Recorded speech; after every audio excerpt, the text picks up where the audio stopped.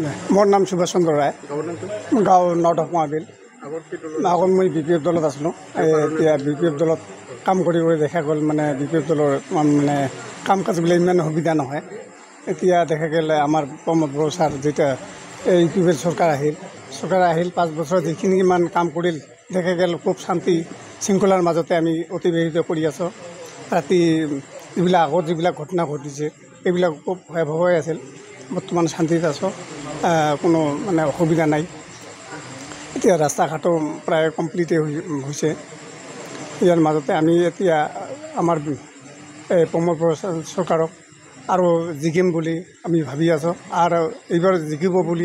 আমি আশা করছো আর জিকিবই 100% মানে জিকিবই। मोर नाम शिव हांसदा पाखरीगुरी मैं आगत GSP दलर पर काम कर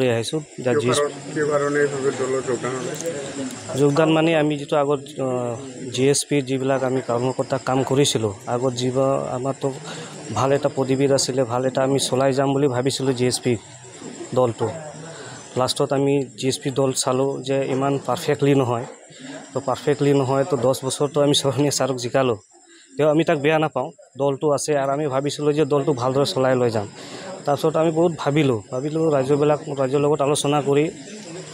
চিন্তা কৰিলো এটো নহব কাৰণ যেটো এতিয়া ৰানিং যেটো সরকার গৈ আছে প্ৰমোদ বড়ৰ নেতৃত্বৰ তলত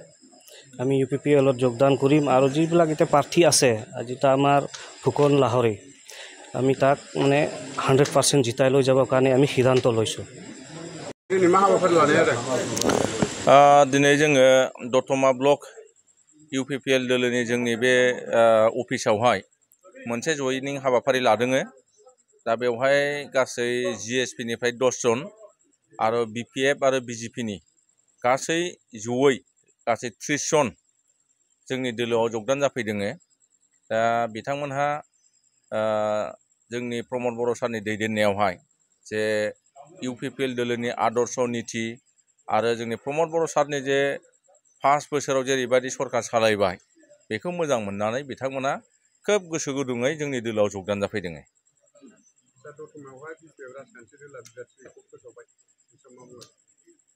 BPF दोलोनि फोसावनायखौ जोंबो नुबाय दा